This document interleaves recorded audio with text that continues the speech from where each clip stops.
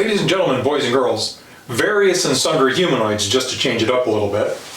Welcome to the channel. I'm Cap. This is my place. It's time for our monthly Army story.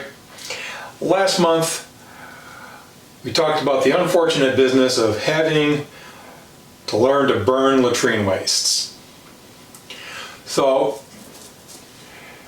when I talked about the day we found out that Iraq had invaded Kuwait, it was shortly after our change of command and the new captain getting familiar with the company and our realizing that we really had acquired a good guy and a good commander. Well, one of the things that I mentioned was that he had started his Army career a little late, and that he had previously worked as a civil engineer in the Middle East, and that he could speak, read, and write Arabic. One of the things that meant was that people in Saudi Arabia knew him. And that sometimes presented us as enlisted guys with a bit of a problem. Because it's nice to have friends, and it's nice when your friends want to come visit you, but when you're on deployment and your friends come unannounced,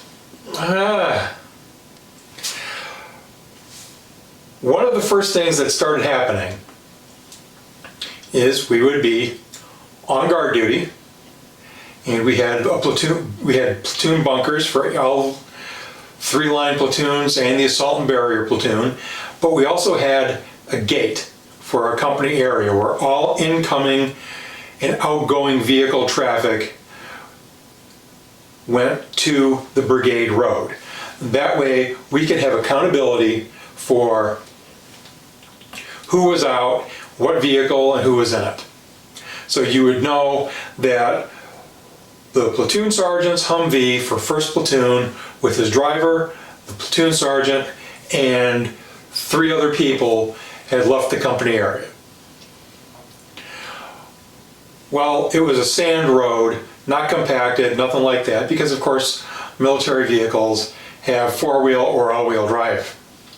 So we didn't think it was necessary, because it shouldn't have been, to improve that road beyond just grading the sand.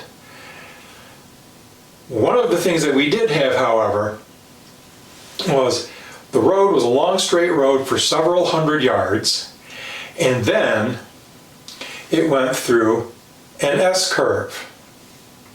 And in that S-curve there were rolls of concertina wire so that you would have to go through the curve, which meant you had to slow down. So one day,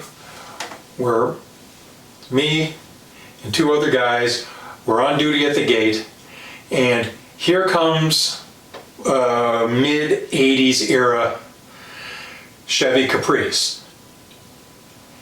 Great car, but it's a civilian vehicle, it doesn't belong there. And the guys really got it floored to not get stuck.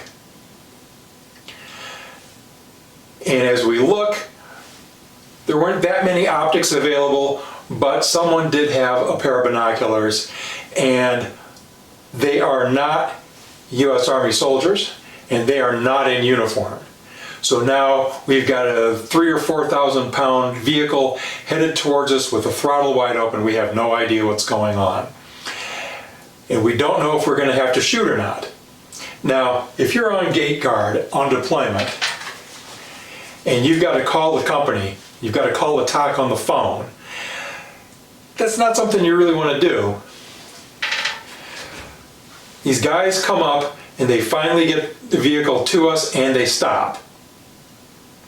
And as I had alluded to previously, we didn't have a whole hell of a lot of ammunition available to us, and because of the idiots in the press corps constantly alluding to the specter of Vietnam, all of our the little ammunition we had, the magazine lips were taped over with duct tape. So if we had incoming terrorist attack, we probably wouldn't have been able to shoot. Well, luckily we weren't able to shoot because the guy pulls up and in fairly poor English starts asking for our commander. So again, we got to get on the phone and call the TOC, that's the Tactical Operations Center, that's what we call company headquarters, and say, there's some Saudi dude, well, there's a carload of Saudis here looking for the CO. And they couldn't quite pronounce his first name in English. And of course, we don't speak any Arabic. CO comes out, it turns out it was guys that he knew that he had worked with when he lived in Saudi Arabia. I don't know what transpired. They went to his tent, everything was cool, sort of, except for that they had showed up unannounced. They left, and we thought nothing of it. Now, maybe I'm a magnet for this kind of nonsense, but a couple of weeks later, I'm at the gate again because it's my turn. 2 other guys with me. And we look off to our left, and there's a line of civilian 4-wheel drive vehicles, and they're on line, they're all line abreast, coming towards our company area, not down the road, but across the open desert. Oh, why do we have this? What's going on? Are we going to get blown up? Are we going to get run over? Are we going to get shot at? Well, it turns out that, again, it's nice to have friends, and it's nice when your friends want to visit you. Could you let us know you're coming first? They were all people who worked for the engineering company that the CO had worked for when he lived in the Middle East. Now, the way they showed up was, again, really not cool. But they more than made up for that. Because one of the things they did was they started coming on a regular basis. We then knew when they were going to come. And they would drive around to every, not simply the platoon areas, because we were spread out on a perimeter. They would drive from vehicle to vehicle and around the inner perimeter as well. And they had fax sheets, because that was the way, facsimile communication was the way to do things back then, because the internet wasn't quite a thing. And you could write a letter to your family. They would take the fax sheet back. You addressed it at the top, somewhere on the fax sheet, and they would take it back to their headquarters. They would fax it to their location stateside and put it in the mail there. So instead of it taking 3 weeks or 4 weeks for a letter to get home, it would be 3.5 or 4 days, which was really nice of them. We never were asked to pay for that. They just did it because we were there protecting them, and he was their friend and former coworker. So the other thing that they did, I believe they also offered to get our film developed for us, although I don't remember if I participated in that. I'm pretty sure they made that offer as well, although there was really no place for us to store, printed photographs. I would take my 35mm film canister, because again, there were no digital cameras yet, and I would label it, and,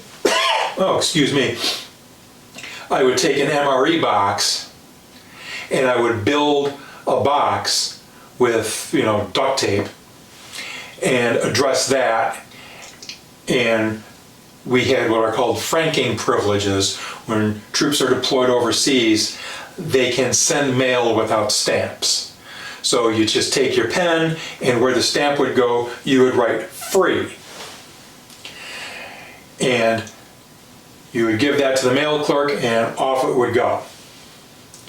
So that was one of the nicer things that took place. And when Thanksgiving rolled around, they did come and spend the day with us. Before making this video, they were called Stone Webster and Company. They're no longer in business as such. They were acquired by somebody else.